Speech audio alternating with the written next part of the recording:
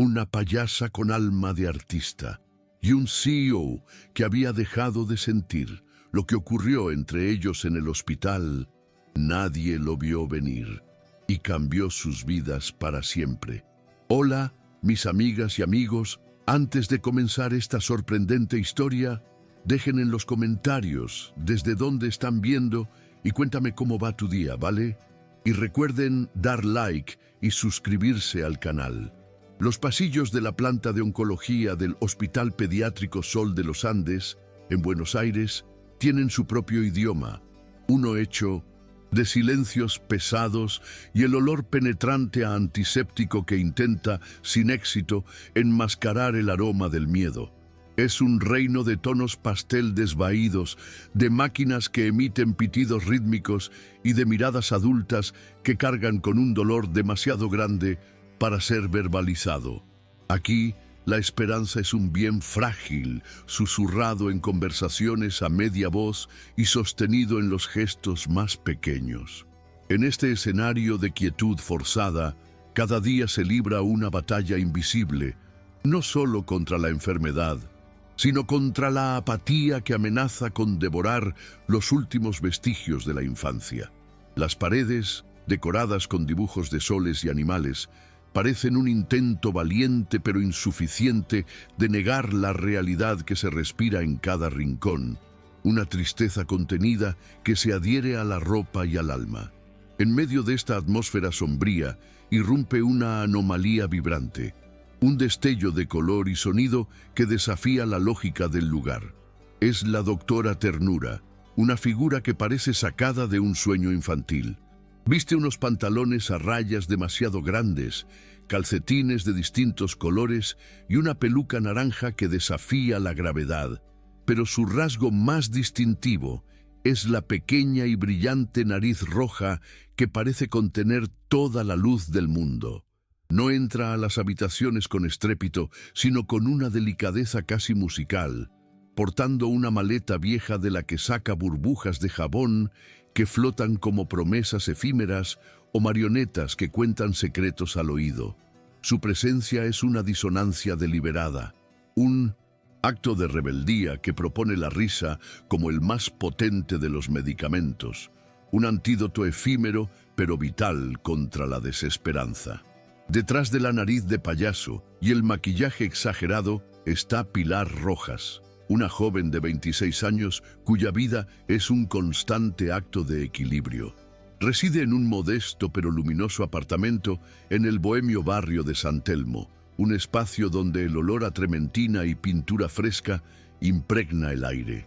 Como estudiante de artes plásticas, sus lienzos son un reflejo de su alma. Explosiones de color y formas orgánicas que buscan la belleza en lo imperfecto. Para costear sus estudios y su sencilla vida, trabaja como diseñadora gráfica freelance, encadenando proyectos que a menudo se extienden hasta altas horas de la noche. Su mundo es un contraste absoluto con la asepsia del hospital. Es un caos creativo, lleno de bocetos, libros apilados y una banda sonora constante de tango y rock argentino que se escapa por la ventana. La motivación de Pilar para convertirse en la doctora Ternura nace de una herida profunda y de una promesa silenciosa. Su abuela, una mujer que le enseñó a ver el mundo a través de un caleidoscopio de posibilidades, fue su faro y su refugio. Durante su larga enfermedad, Pilar pasó incontables horas en hospitales aprendiendo a descifrar el lenguaje de los monitores y el peso de las malas noticias. Fue su abuela quien, incluso en sus momentos más débiles, le recordaba que donde hay una sombra es porque cerca hay una luz, buscando entrar. Honrar su memoria no es un acto de duelo, sino una celebración de su filosofía. Cada sonrisa que logra arrancar de un niño es un tributo a la mujer que le enseñó a encontrar arte y resiliencia en la adversidad más cruda. Esa experiencia con su abuela la marcó de forma indeleble. Recuerda con una claridad dolorosa la sensación de impotencia que la invadía en aquellos pasillos blancos, el eco de sus propios pasos Mientras caminaba hacia una habitación donde la vida se apagaba, lentamente se prometió a sí misma que transformaría ese dolor paralizante en una fuerza activa. No podía curar la enfermedad, pero quizás podría aliviar el alma. Su voluntariado es una forma de reescribir su propia historia con los hospitales, de cambiar el final. Es su manera de decirles a esos niños y a sí misma que incluso en el lugar más temido se pueden crear nuevos recuerdos, momentos de pura alegría que nadie, ni siquiera la enfermedad, puede arrebatar por completo. El método de Pilar es la ausencia de método. Ella no sigue un guión ni una rutina. Su única herramienta es una empatía radical que le permite sintonizar con la necesidad emocional de cada niño. A veces, su intervención es un espectáculo de magia torpe y canciones desafinadas que culmina en carcajadas.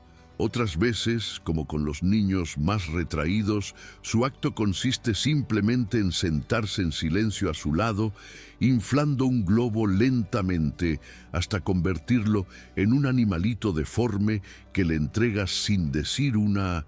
En palabra, entiende que la conexión no siempre requiere ruido.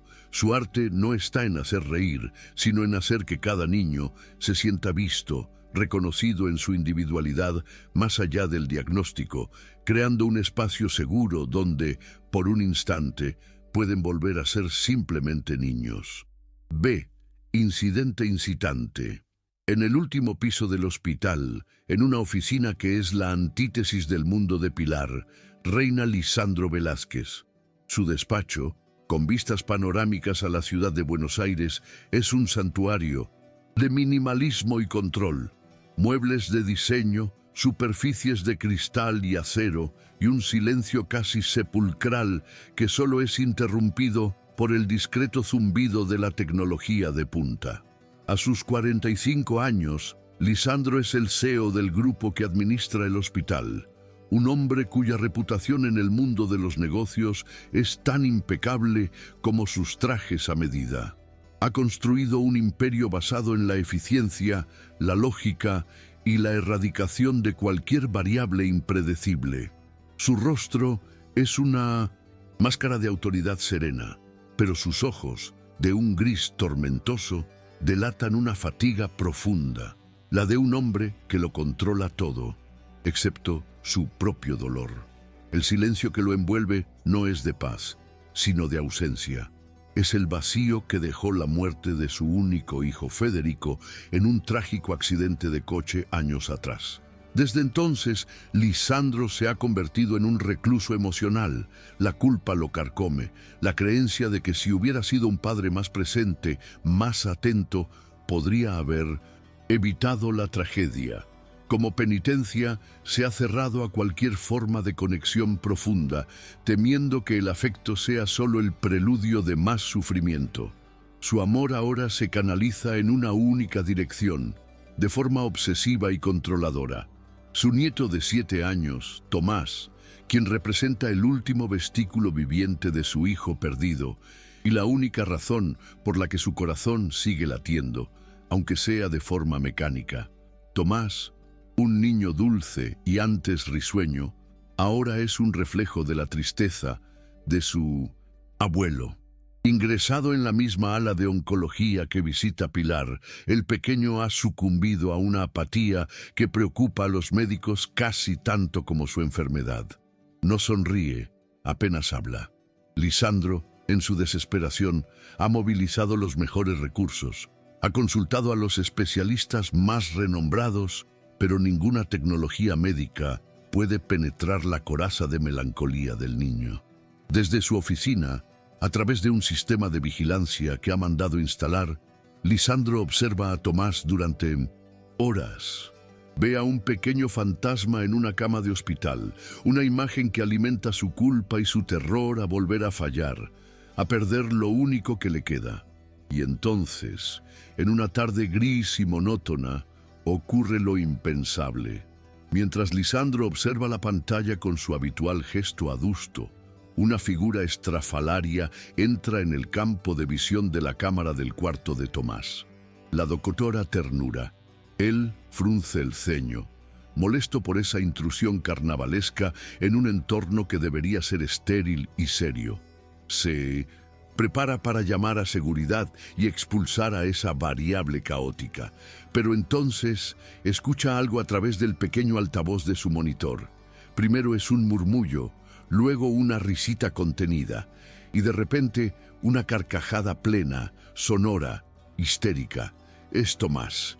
El sonido, aunque distorsionado y metálico, atraviesa las capas de hielo que rodean el corazón de Lisandro y lo golpea con la fuerza de una deflagración.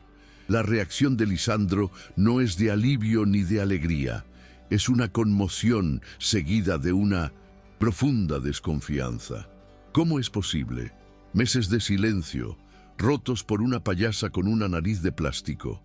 Para un hombre que cree que todo resultado debe tener una causa lógica y medible, aquello es una anomalía inaceptable, una brecha en su sistema.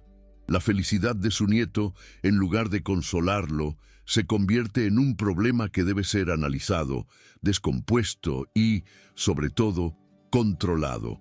No ve un acto de bondad, sino una técnica no autorizada, un factor desconocido que ha alterado el delicado y estéril equilibrio que él se esfuerza por mantener.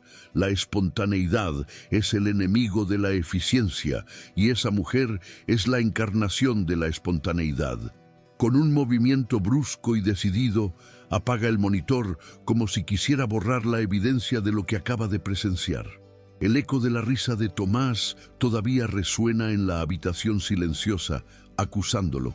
Su mente, entrenada para identificar riesgos y neutralizarlos, ya está trabajando. ¿Quién es esa voluntaria? ¿Cuáles son sus métodos? ¿Qué intenciones ocultas podría tener? No puede permitir que la frágil estabilidad de su nieto dependa de algo tan volátil como el humor de una desconocida. Con una frialdad que enmascara la tormenta en su interior, presiona el botón del intercomunicador. Su voz sale firme, sin rastro de emoción. «Beatriz», dice a su asistenta, «averigüe quién es la payasa voluntaria de la planta de oncología. Hágala subir a mi oficina, inmediatamente». El viaje en ascensor hasta el último piso fue como un ascenso a través de diferentes mundos. Pilar sintió cómo la atmósfera cambiaba con cada número que se iluminaba en el panel. Dejó atrás los murales de colores, los sonidos de las risas infantiles y el caos organizado de la planta de pediatría para adentrarse en un reino de silencio corporativo, de moquetas grises y de un aire acondicionado gélido que parecía enfriar los huesos. Se sentía absurdamente fuera de lugar con sus vaqueros y su camiseta, llevando aún en la mano la nariz roja de la doctora Ternura, que ahora parecía un objeto ridículo y frágil. La asistenta, una mujer de expresión impenetrable, la guió por un pasillo que parecía interminable hasta una imponente puerta de madera oscura. Cada paso resonaba en el silencio, amplificando su nerviosismo y la sensación de ser una intrusa en un territorio prohibido y hostil. La oficina de Lisandro Velázquez era exactamente como la había imaginado, vasta, impersonal y abrumadora. Grandes ventanales ofrecían una vista de Buenos Aires que la hacía sentir diminuta, insignificante. Él estaba de pie detrás de un escritorio de caoba tan grande que parecía más una barrera que un mueble. No la invitó a sentarse, la miró de arriba abajo con una frialdad analítica, como si fuera un espécimen bajo un microscopio. «Señorita Rojas», comenzó, su voz tan pulcra y cortante como el cristal, ¿podría explicarme cuál es exactamente el procedimiento que utiliza con los pacientes? Me interesa entender la metodología detrás de los resultados. La elección de las palabras procedimiento y metodología era deliberada, un intento de traducir un acto de conexión humana a su propio lenguaje de negocios, despojándolo de toda emoción. Pilar tragó saliva, aferrándose a la pequeña nariz de goma en su mano como si fuera un ancla.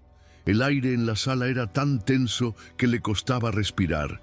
Señor Velázquez, respondió, su voz más firme de lo que se sentía. No hay ningún procedimiento, no hay una metodología. Levantó la vista y lo miró directamente a los ojos, una pequeña chispa de desafío encendiéndose en los suyos. Mi único método es la conexión, es escuchar, es darme cuenta de si un niño necesita una canción tonta o si solo necesita que alguien se siente a su lado y no diga nada. Se trata de compartir un momento, no de producir una estadística. A veces, la magia está en una marioneta vieja, no porque sea un buen juguete, sino porque tiene una historia. La respuesta de Pilar pareció desconcertar a Lisandro. Él esperaba una explicación lógica, un plan de acción, algo que pudiera cuantificar y replicar. En cambio, recibió un discurso sobre magia y conexión, conceptos que, para su mente pragmática, eran sinónimos de ineficiencia y sentimentalismo barato. Un atisbo de irritación cruzó su rostro. El sentimentalismo no cura enfermedades, señorita Rojas, replicó con dureza. Este es un hospital, un centro de excelencia médica, no un teatro. Agradezco su entusiasmo, pero espero que sus actividades no interfieran con los protocolos establecidos. La despidió con un gesto seco de la mano, dejándola con la sensación amarga de haber sido completamente malinterpretada y reducida a una simple molestia. La brecha entre sus dos mundos parecía infranqueable. Días después, Lisandro la abordó en uno de los pasillos de la planta de oncología, justo cuando ella salía de una habitación. Llevaba una caja grande y elegante. Con la eficiencia de un ejecutivo cerrando un trato, se la presentó. He pensado en cómo optimizar su labor, dijo, sin rastro de la frialdad de su encuentro anterior, pero con la misma distancia emocional. Aquí encontrará material de primera calidad, marionetas importadas, sets de arte no tóxicos, una tableta con aplicaciones educativas interactivas. Considere esto una inversión en el bienestar de los niños. Para él era una solución lógica, mejorar las herramientas para mejorar el resultado. Era un gesto que en su mundo se consideraba generoso, pero que en realidad era otro intento de imponer orden y control sobre algo que no entendía. Pilar miró la caja llena de objetos caros y relucientes y luego levantó la vista hacia el rostro impasible de Lisandro. Con una delicadeza que contrastaba con la brusquedad de él, negó con la cabeza. Le agradezco mucho el gesto, señor Velázquez, de verdad, pero no puedo aceptarlo. Vio la confusión empezar a formarse en los ojos de él y se apresuró a explicar. Estas cosas son maravillosas, pero no tienen alma. Mis viejos títeres de calcetín están gastados porque han escuchado muchos secretos. La magia no está en la tableta, está en inventar una historia juntos con papel y lápices de colores. La espontaneidad es todo lo que tengo y no se puede programar. Su negativa era suave pero absoluta, una defensa de su filosofía. La frustración de Lisandro fue palpable. El rechazo de Pilar a su oferta, a su lógica, era algo que no podía procesar. Se da cuenta de que está rechazando recursos que podrían beneficiar a los niños, espetó, su tono volviéndose más agudo. Esto no es una cuestión de alma, señorita Rojas, es una cuestión de ofrecer lo mejor. Lo mejor no siempre es lo más caro, replicó ella, su calma empezando a flaquear. Lo mejor es lo que es real. El choque de sus dos visiones del mundo fue total, dejando una tensión vibrante en el aire.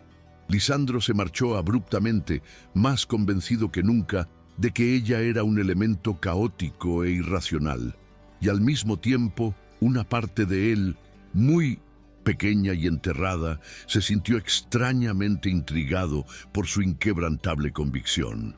Una semana más tarde, la crisis estalló. Tomás sufrió una complicación inesperada, una fiebre alta que lo dejó asustado y desorientado. Las enfermeras, a pesar de su profesionalismo y cariño, no lograban calmarlo.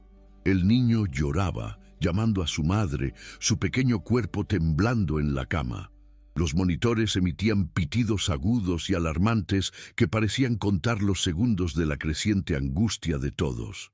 El ambiente de la habitación se cargó de una urgencia tensa, el tipo de situación controlada que siempre amenaza con desbordarse hacia el pánico. El miedo era un visitante tangible, sentado en la esquina de la habitación, observando cómo la ciencia y la medicina luchaban por imponerse. Lisandro observaba toda la escena desde el otro lado del cristal de la puerta, una estatua de impotencia. Todo su poder, su dinero, su influencia, se reducían a nada frente al miedo de su nieto. Se sentía exactamente como se había sentido años atrás, inútil y paralizado por el terror a la pérdida. Cada llanto de Tomás era una aguja que se clavaba en su herida abierta, recordándole su fracaso como protector. Podía dar órdenes, mover montañas en el mundo de los negocios, pero allí, en ese pasillo de hospital, no era más que un abuelo aterrorizado, viendo cómo la única luz de su vida parpadeaba peligrosamente. La máscara de control se había hecho añicos, revelando al hombre roto que había debajo. Fue en ese momento de desesperación absoluta cuando Pilar apareció al final del pasillo. Ya había terminado su voluntariado por el día y vestía su ropa de calle. Unos vaqueros gastados, una camiseta simple y una mochila colgada del hombro. Vio la conmoción alrededor de la habitación de Tomás y la figura paralizada de Lisandro. Sus miradas se cruzaron por un instante. En los ojos de él, ella vio un pánico desnudo que nunca antes había presenciado. En los de ella, él vio una calma y una determinación que lo sorprendieron. Sin decir una palabra, Pilar le dedicó un leve asentimiento, un gesto que era a la vez una pregunta y una promesa, y entró en la habitación. Dentro, la transformación fue instantánea. Pilar no sacó una nariz de payaso ni hizo un truco de magia. Simplemente se acercó a la cama, apartó una silla que estaba en medio y se sentó junto a Tomás. Le habló en un susurro. Su voz era una melodía suave y tranquilizadora en medio del caos de los pitidos de las máquinas. Tomó su pequeña mano entre las suyas y comenzó a contarle una historia. No era una historia emocionante, sino una muy sencilla, sobre una pequeña estrella que tenía miedo de la oscuridad hasta que se dio cuenta de que era en la oscuridad donde más podía brillar. No intentó distraerlo de su miedo, sino que lo acompañó en él, dándole un lugar seguro donde sentirlo. Desde el pasillo, Lisandro observaba, completamente cautivado. El llanto de Tomás fue disminuyendo hasta convertirse en sollozos y finalmente en una respiración más tranquila y regular. El niño se acurrucó sin soltar la mano de Pilar y sus párpados se cerraron. Lisandro no estaba viendo a la doctora Ternura, estaba viendo a Pilar. Por primera vez se fijó en los detalles, la forma en que su ceño se fruncía ligeramente con concentración y empatía, la serenidad en su rostro, la fuerza tranquila que emanaba de ella. Vio a una mujer que había logrado lo imposible, no con tecnología o medicamentos, sino con la simple fuerza de su presencia humana. Y en ese instante, algo profundo e irrevocable se movió dentro de él. Esa misma noche, Lisandro seguía en el hospital, incapaz de marcharse. La cafetería, casi vacía a esas horas, se había convertido en su refugio. Sostenía una taza de café frío entre las manos, la mirada perdida en el vacío. La fachada del CEO, implacable, se había desvanecido por completo, dejando al descubierto a un hombre exhausto y vulnerable, abrumado por el peso de sus propios fantasmas. El silencio de la noche solo era interrumpido por el zumbido lejano de alguna máquina de limpieza, un sonido que acentuaba su soledad. Repasaba una y otra vez la imagen de Pilar calmando a Tomás, intentando comprender la naturaleza de ese poder silencioso que ella poseía. Pilar entró en la cafetería buscando un café caliente antes de emprender el largo viaje en autobús a casa. El día había sido emocionalmente agotador. Vio a Lisandro sentado solo en una mesa y una oleada de compasión la invadió. Dudó un momento, consciente de la barrera que siempre había existido entre ellos. Pero la imagen de su rostro angustiado en el pasillo la impulsó a acercarse. No preparó ningún discurso, simplemente se paró junto a su mesa y preguntó en voz baja: ¿Está bien, señor Velázquez? La pregunta era simple, directa y desprovista de cualquier formalidad, una ofrenda de genuina preocupación en medio de la desolación de la noche. Lisandro levantó la vista, sorprendido por su presencia y más aún por la sinceridad en su tono. Por un momento, estuvo a punto de dar una de sus respuestas evasivas y corporativas, pero la vulnerabilidad del día había abierto una fisura en su armadura. La miró y las palabras salieron antes de que pudiera detenerlas, crudas y cargadas de un dolor antiguo. «Tiene los ojos de su padre», dijo en un murmullo, su voz quebrada. «Tomás, tiene exactamente los mismos ojos». Fue la primera vez que pronunciaba el nombre de su hijo ante ella, la primera vez que compartía una pieza de su corazón roto. La confesión quedó suspendida en el aire entre ellos, un acto de confianza tan inesperado como profundo. Pilar no dijo nada, no ofreció palabras de consuelo vacías ni frases hechas. Sabía que no había nada que pudiera decir para aliviar un dolor de esa magnitud. En lugar de eso, simplemente se sentó en la silla de enfrente y permaneció con él en silencio. Su presencia tranquila era una aceptación de su pena, un espacio seguro donde él no necesitaba fingir ser fuerte. Y en ese silencio compartido, en esa cafetería de hospital a altas horas de la noche, algo fundamental cambió. La barrera entre el CEO poderoso y la voluntaria idealista se disolvió, dejando solo a dos personas unidas por la fragilidad de la vida y el espectro del amor y la pérdida. A partir de esa noche, sus interacciones adquirieron una nueva textura. Lisandro comenzó a buscarla, no como un superior que supervisa a un subordinado, sino como un hombre que busca un respiro. Sus encuentros ya no eran en su imponente oficina, sino en los espacios neutrales del hospital, un pasillo tranquilo, un rincón de la cafetería, el pequeño jardín interior. Las conversaciones eran a menudo breves, fragmentos de normalidad en medio de la tensión constante. Hablaban del clima, del tráfico de Buenos Aires, de cosas triviales que, sin embargo, tejían un hilo de conexión entre ellos. Una familiaridad que crecía día a día, de forma lenta, pero segura. Un día, mientras compartían un café, él la sorprendió preguntándole por su arte. No era una pregunta cortés, sino una muestra de curiosidad genuina. «¿Qué es lo que pintas?», le preguntó, y se inclinó ligeramente hacia adelante, escuchando atentamente mientras ella le describía su pequeño estudio en San Telmo, los colores que la inspiraban, su fascinación por encontrar belleza en objetos rotos o abandonados. Por primera vez, él no estaba tratando de entenderla para controlarla, sino simplemente para conocerla. Quería vislumbrar ese mundo tan diferente al suyo, un universo regido por la emoción y la creatividad, y no por los balances y los informes de resultados. Alentada por su apertura, Pilar encontró el valor para dar un paso más allá.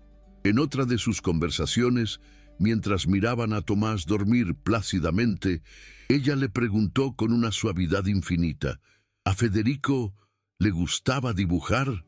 La pregunta fue un riesgo, una incursión en un territorio sagrado y doloroso. Lisandro se quedó en silencio por un largo momento, y ella temió haber cruzado una línea. Pero entonces él la miró, y una sombra de sonrisa, la primera que ella le veía, tocó sus labios. «Le encantaba», dijo en voz baja. «Dibujaba naves espaciales en todas partes, en sus cuadernos, en las paredes, y comenzó a compartir un recuerdo feliz, una anécdota que no estaba teñida de tragedia. El clímax de esta lenta aproximación llegó una tarde lluviosa. Estaban en la cafetería de nuevo, un lugar que se había convertido en su territorio. Hablaban de música, y Pilar se reía de la confesión de 1900, el de que solo escuchaba música clásica. En medio de su risa, Lisandro la miró con una intensidad que la hizo callar. «Gracias», dijo simplemente. Pilar lo miró, confundida. «¿Por qué?», preguntó. «Por Tomás», respondió él. «Y no solo por Tomás». En ese momento, una enfermera los interrumpió, pero la frase quedó flotando en el aire, una confesión incompleta cargada de significado. La conexión ya no era solo por el niño que los unía, se había convertido en algo propio, algo que ninguno de los dos esperaba y que ambos, en secreto, comenzaban a necesitar. A medida que los días se convertían en semanas, Lisandro se encontró en un territorio desconocido y alarmante. La conexión con Pilar había crecido más allá de lo que su mente lógica podía procesar o controlar. Las conversaciones en la cafetería, las sonrisas compartidas, la forma en que ella parecía entender su dolor sin necesidad de palabras, todo ello había comenzado a derretir el permafrost que rodeaba su corazón, y eso lo aterrorizaba. Sentirse vulnerable de nuevo era como pararse al borde de un precipicio del que ya se había caído una vez. El miedo, un viejo y conocido compañero, regresó con una fuerza abrumadora, susurrándole al oído que el afecto era un riesgo, que el amor era un preludio a la pérdida. Su instinto de supervivencia, forjado en la tragedia, le gritaba que construyera un muro y que lo hiciera rápido. Su solución, como siempre, fue pragmática y torpe, un intento de traducir un dilema emocional a un contrato. Convocó a Pilar a su oficina una vez más, pero esta vez el ambiente era diferente. Le ofreció una silla y le sirvió un vaso de agua, gestos de una falsa cordialidad que enmascaraban su pánico. «Pilar», comenzó, usando su nombre de pila por primera vez en un entorno formal. «He estado pensando en su situación. Su dedicación es admirable y creo que debería ser recompensada. Quiero ofrecerle un puesto remunerado en el hospital, un contrato formal, un salario generoso, seguridad social. Sería la coordinadora de bienestar emocional pediátrico». Lo presentó como una oportunidad para ella, una forma de darle la estabilidad que sabía que le faltaba, pero en el fondo era un acto de autoprotección desesperado, un intento de redefinir su relación en términos profesionales y predecibles. Pilar escuchó la oferta y sintió como un frío helado se extendía por su pecho, apagando la calidez que había comenzado a sentir por él. La propuesta, que para cualquier otra persona habría sido una bendición, para ella fue una bofetada. Él no estaba viendo su valor, estaba intentando ponerle un precio. El contrato, el salario, el título rimbombante. Todo era un intento de desinfectar su conexión, de convertir la magia en una transacción.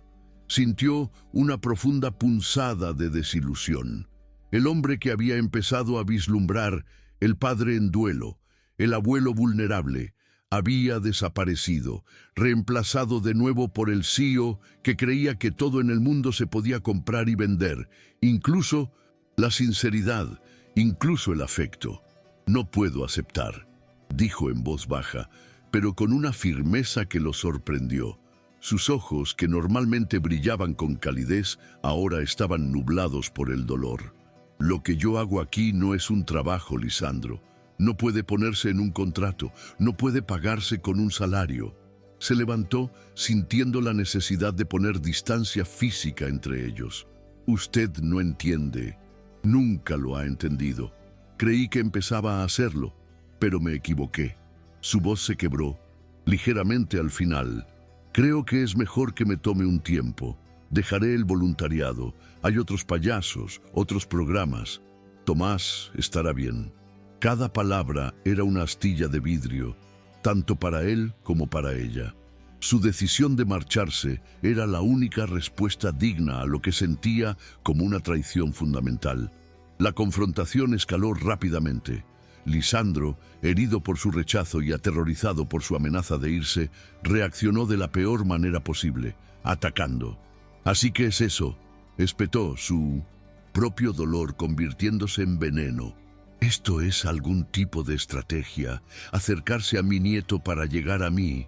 En su pánico, su mente buscó una explicación lógica para la intensidad de la situación y encontró la más cínica. Hizo una llamada rápida a recursos humanos. Su voz era un látigo. Pidió la ficha de voluntariado de Pilar. La información llegó a su pantalla en segundos y entonces lo vio. La fecha de inicio, el día exacto en que ella había pisado el hospital por primera vez. Una fecha grabada a fuego en su memoria. El aniversario de la muerte de Federico. El descubrimiento lo cegó. El dolor, la paranoia y el miedo convergieron en una certeza monstruosa y distorsionada. Se levantó. Su rostro era una máscara de furia y traición. «Usted lo planeó todo, ¿verdad?», la acusó, su voz temblando de una rabia helada. «Investigó mi vida. Sabía quién era yo. Sabía lo de mi hijo.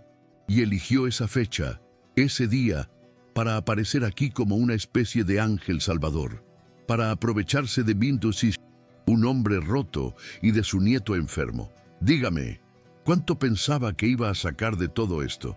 La acusación fue brutal, un golpe devastador diseñado para herir, para expulsarla de su vida y justificar su propio miedo a sentir. Era el acto final de un hombre que prefería destruir la esperanza a arriesgarse a perderla de nuevo. Pilar retrocedió como si la hubiera golpeado físicamente. Las lágrimas brotaron de sus ojos, lágrimas de incredulidad y de un dolor tan profundo que le robó el aliento.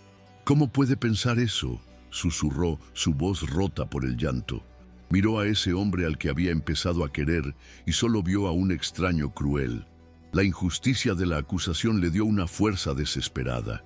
«Usted no sabe nada de mí», dijo, su voz ganando un poco de firmeza a través de las lágrimas. «No tiene ni idea de lo que ese día significa». Hizo una pausa, tomando una bocanada de aire temblorosa, preparándose para revelar la pieza más vulnerable de su propia alma, su propia herida sagrada. «Esa fecha», continuó, mientras las lágrimas corrían libremente por su rostro, «es el día en que murió mi abuela, el día en que perdí a la persona que más he amado en este mundo».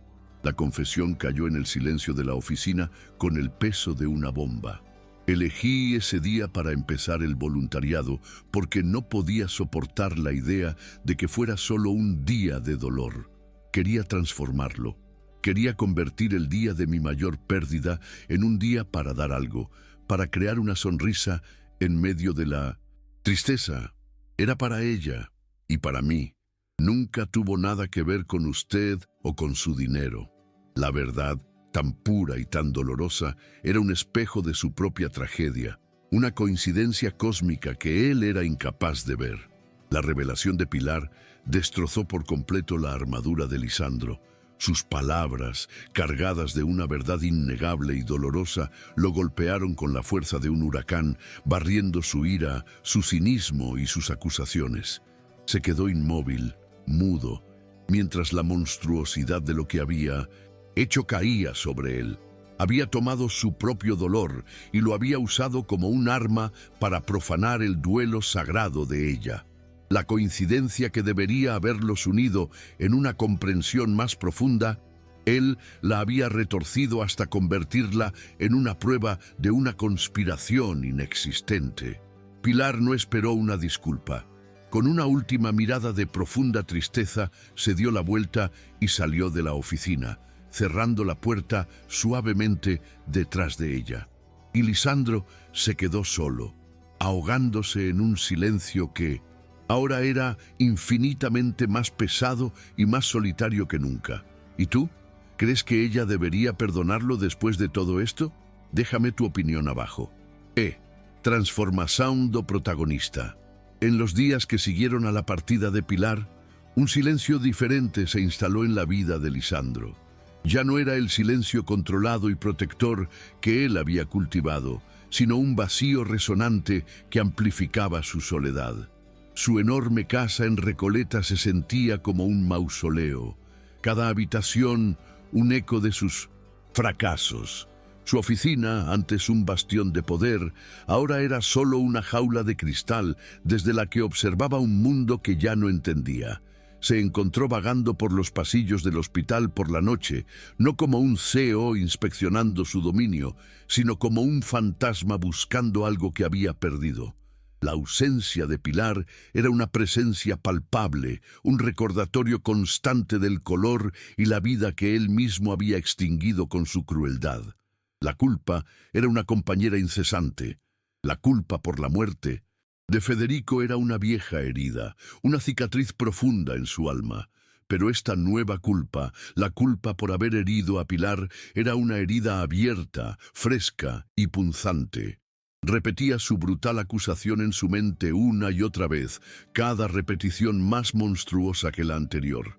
¿Cómo pudo haber sido tan ciego, tan cruel? Vio con una claridad insoportable que su miedo no solo lo había hecho un cobarde, sino también un déspota. Había proyectado sus propios demonios sobre la persona más pura que había conocido, castigándola por la ofensa de haberle hecho sentir algo de nuevo. La vergüenza era un sabor amargo en su boca, un veneno que él mismo había destilado. El cambio en Tomás fue la prueba más dolorosa de su error. Sin la presencia luminosa de la doctora Ternura, el niño comenzó a marchitarse de nuevo. La pequeña chispa que Pilar había encendido se apagó y la apatía regresó para reclamar su trono. ¿Dónde está la doctora de la nariz roja?, preguntaba con su vocecita débil. ¿Va a volver? Cada pregunta era un puñal en el corazón de Lisandro. Tenía que mentirle a su nieto, inventar excusas, mientras veía cómo la tristeza volvía a apoderarse de sus pequeños ojos, los mismos ojos de su padre. Se dio cuenta de que al intentar protegerse de un dolor futuro, había recreado activamente la desolación del pasado, infligiéndosela a la única persona que había jurado proteger. Fue durante una de esas noches de insomnio, viendo a Tomás dormir inquieto, que la epifanía lo golpeó. No se trataba solo de su nieto. Tomás necesitaba a Pilar, sí, pero quien la necesitaba desesperadamente era él. Se dio cuenta de que durante años había confundido el control con la fuerza. Su imperio, su eficiencia, sus muros, no eran más que una elaborada prisión que él mismo había construido para mantener a raya la vida. Pilar, con su caos, su espontaneidad y su fe inquebrantable en la conexión humana, no había sido una amenaza para su mundo, había sido la llave para escapar de él. Y él, en su ceguera y su miedo, la había echado y había cerrado la puerta con llave desde dentro. Impulsado por un impulso que no comprendía del todo, hizo algo que nunca antes había hecho. Buscó el nombre de Pilar en Internet. Encontró su modesto portafolio de arte online.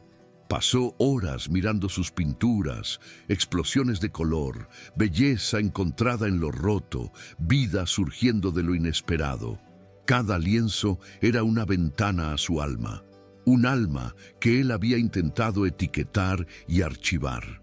Leyó un pequeño blog que ella escribía, donde encontró un post antiguo dedicado a su abuela, describiendo cómo le enseñó a pintar con los colores del corazón.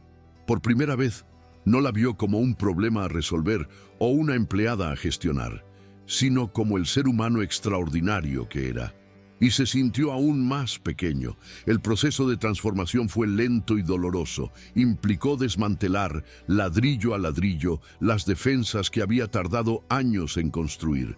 Significó aceptar su propia falibilidad, su propia capacidad para la crueldad. Miró la foto de Federico en su escritorio, pero esta vez no vio solo la culpa. Vio al niño que amaba dibujar naves espaciales y se preguntó qué pensaría su hijo de él ahora. Comprendió que honrar la memoria de Federico no significaba encerrarse en el dolor, sino aprender a vivir de nuevo, a amar de nuevo.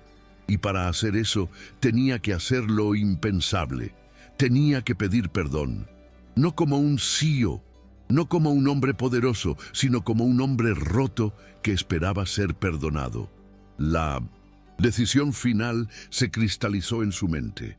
No era suficiente con sentir remordimiento. Tenía que actuar. Sabía que las palabras no bastarían. Tendría que demostrar que había cambiado, que estaba dispuesto a ser vulnerable, a entrar en su mundo en sus términos. El primer paso era el más aterrador: encontrarla y enfrentarse a la mujer a la que había herido tan profundamente. La idea de su rechazo lo paralizaba, pero el miedo a permanecer en la prisión que él mismo había creado era aún mayor. Por primera vez en muchos años, Lisandro Velázquez iba a tomar una decisión no con la cabeza, sino con lo que quedaba de su corazón. Una mañana se miró en el espejo y no reconoció al hombre que le devolvía la mirada. Había perdido peso y las ojeras bajo sus ojos eran profundas. Pero había algo nuevo en su expresión, una resolución frágil pero real. Dejó su maletín, se quitó la corbata y la metió en un bolsillo. Sabía dónde encontrarla. Recordaba las historias que ella le había contado sobre su pequeño apartamento en San Telmo. No tenía un plan, no tenía un discurso ensayado, solo tenía una abrumadora necesidad de enmendar su error, una pequeña y temblorosa llama de esperanza de que quizás, solo quizás, no fuera demasiado tarde. Reencontro e clímax emocional. La oportunidad, o más bien la necesidad, llegó de la forma más temida. Tomás tenía que someterse a un procedimiento médico doloroso, una biopsia de médula ósea. A pesar de los sedantes suaves, el niño estaba aterrorizado. Se aferraba a las sábanas, su pequeño cuerpo temblando, y entre sollozos solo repetía un nombre una y otra vez: quiero a Pilar, quiero a la doctora Ternura. Las enfermeras y los médicos intentaron calmarlo, pero su angustia solo crecía. Lisandro, de pie junto a la cama, sintió cómo su corazón se partía en 1000 pedazos. El miedo de su nieto era un espejo de su propio fracaso. En ese momento, todo el orgullo, todo el miedo y toda la duda se desvanecieron, dejando solo una cosa clara: tenía que traerla de vuelta. Dejó el hospital y condujo él mismo sin chofer, rompiendo otra de sus rígidas rutinas. Se dirigió a San Telmo, un barrio que para él era como un país extranjero. El contraste entre sus calles empedradas y adoquinadas, sus edificios coloniales de colores vivos y la atmósfera bohemia, y su propio mundo de acero y cristal de Recoleta, era abrumador. Se sentía completamente fuera de lugar con su coche de lujo y su ropa cara. Encontró la dirección y aparcó. Al salir del coche, se sintió expuesto, vulnerable, un hombre despojado de todos los símbolos de su poder. Caminó hasta el viejo edificio de apartamentos, subió las escaleras gastadas y se paró frente a su puerta, el corazón latiéndole con fuerza en el pecho. Cuando Pilar abrió la puerta, su expresión pasó de la sorpresa a una cautela fría. Estaba más delgada y había una tristeza en sus ojos que él no había visto antes, una tristeza que él había puesto allí.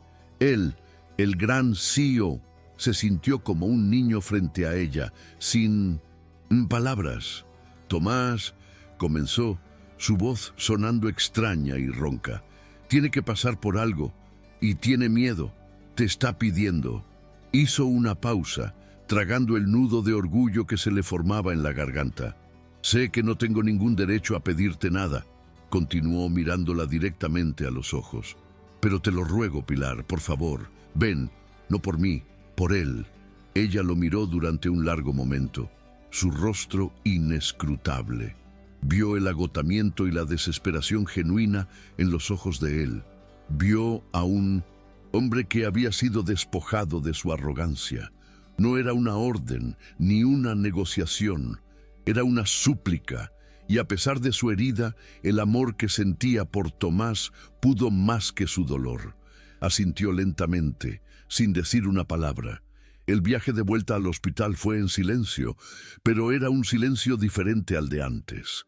No era incómodo ni tenso, era un silencio expectante, el silencio antes de que la tormenta se calme o estalle de nuevo.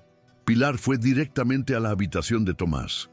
El niño se iluminó al verla y ella, con una facilidad que parecía casi sagrada, lo calmó. Le contó una historia, le cantó una canción en voz baja y sostuvo su mano durante todo el procedimiento, siendo su ancla en un mar de miedo. Lisandro observó desde una esquina, sintiéndose un intruso en ese círculo de confianza y amor. Vio la fuerza de ella, una fuerza que no dominaba, sino que sanaba. Una vez que Tomás estuvo tranquilo y dormido, Pilar salió de la habitación, emocionalmente agotada. Lisandro la siguió, sabiendo que el momento había llegado. La encontró en el pequeño y silencioso jardín del hospital, un lugar que ella siempre había amado. Estaba sentada en un banco, mirando las flores sin verlas realmente. Él se acercó lentamente y se quedó de pie a su lado. El aire de la tarde era fresco. Por un momento, ninguno de los dos habló. El único sonido era el de una fuente cercana y el murmullo lejano de la ciudad. Lisandro sabía que lo que dijera a continuación definiría el resto de su vida. Tenía que encontrar las palabras correctas, las palabras que vinieran del lugar más profundo y honesto de su ser. Tenía que mostrarle el hombre en el que se estaba convirtiendo, no el hombre que había sido. «Fui un cobarde», dijo finalmente, su voz baja y llena de un remordimiento que era casi palpable. Me aterroricé de lo que me hacías sentir. Durante años creí que la única forma de sobrevivir era no sentir nada. Y llegaste tú y rompiste todas las reglas. Y en lugar de agradecértelo, intenté destruirte. Porque es más fácil vivir en una oscuridad que conoces que arriesgarte a la luz y volver a perderla. No hay excusa para lo que dije. Fue cruel, imperdonable y una mentira. Se giró para mirarla, sus ojos suplicantes. Lo siento, Pilar. Lo siento más de lo que las palabras pueden expresar. Ella finalmente levantó la vista hacia él, lágrimas silenciosas brillando en sus ojos. Vio la verdad desnuda en su rostro. Vio el arrepentimiento, el dolor y una vulnerabilidad que igualaba la suya. El muro entre ellos, construido con miedo y malentendidos, finalmente se derrumbó por completo. Lisandro dio un paso más cerca, su corazón expuesto, y entonces pronunció las palabras que habían estado creciendo dentro de él, la verdad definitiva que había descubierto en su ausencia. Las palabras que lo redimían no por su poder, sino por su absoluta honestidad. «Usted no vino aquí solo para hacer sonreír a mi nieto», dijo, su voz quebrándose por la emoción. «Usted vino para recordarme cómo se vive». Hizo una pausa, sus ojos fijos en los de ella, transmitiendo años de dolor y una nueva y frágil esperanza. «Yo llevaba años muerto, Pilar, muerto por dentro, y usted, con sus colores, sus historias y su corazón testarudo, usted me resucitó». La confesión quedó suspendida en el aire del jardín, tan poderosa y transformadora como una oración. En ese momento, él no era un CEO y ella no era una voluntaria. Eran solo dos almas que se habían encontrado en Minpitsindus, la ruina, y se ofrecían mutuamente la posibilidad de reconstruirse.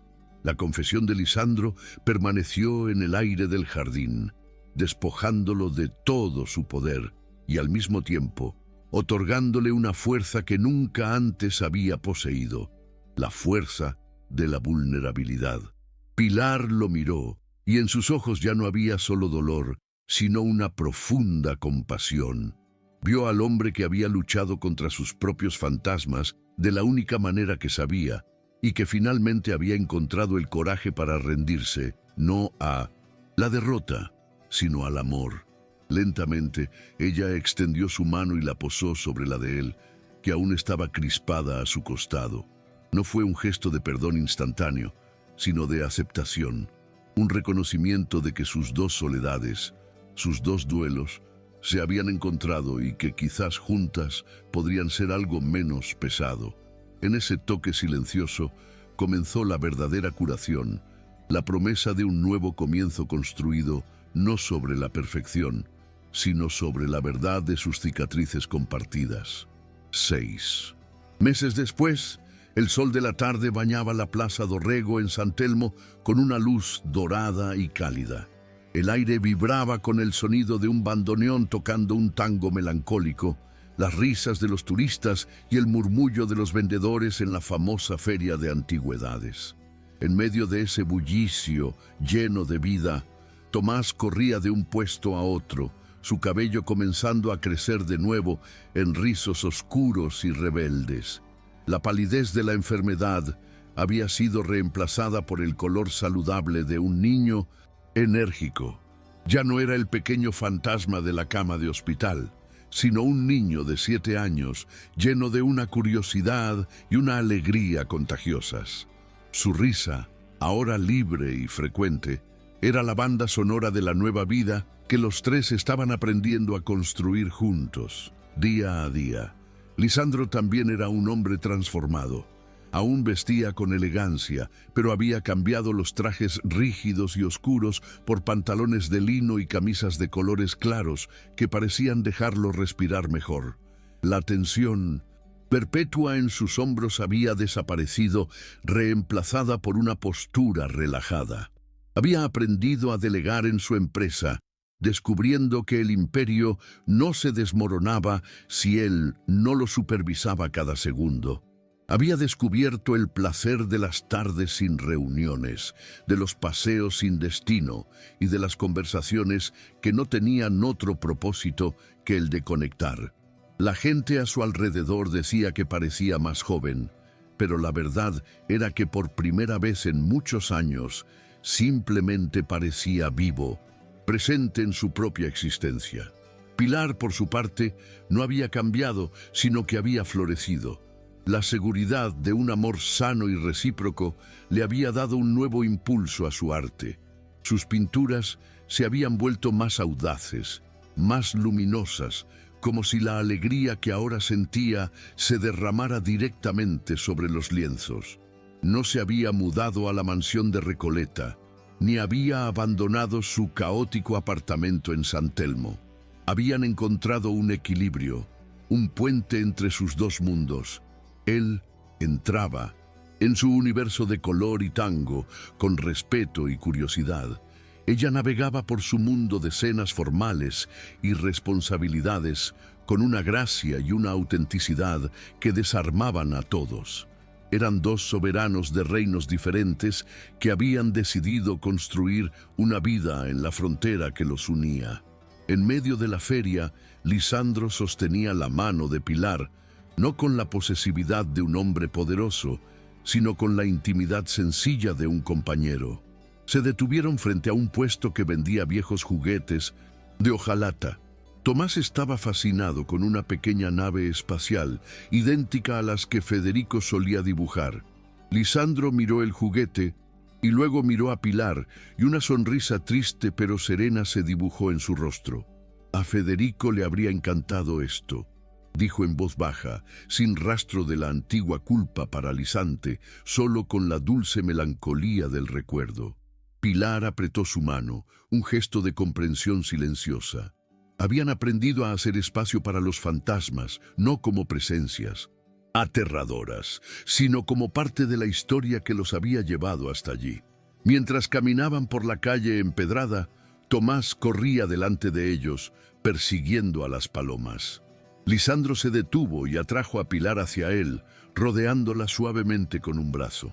«Gracias», le susurró al oído. Ella lo miró con una interrogación en los ojos.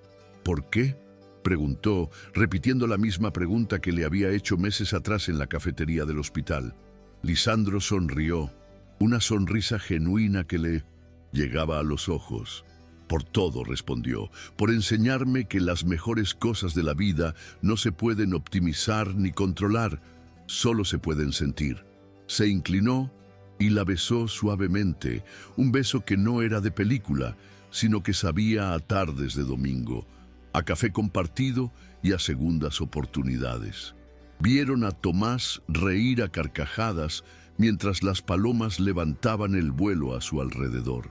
Los tres juntos, bajo el cielo de Buenos Aires, no eran una imagen de un cuento de hadas.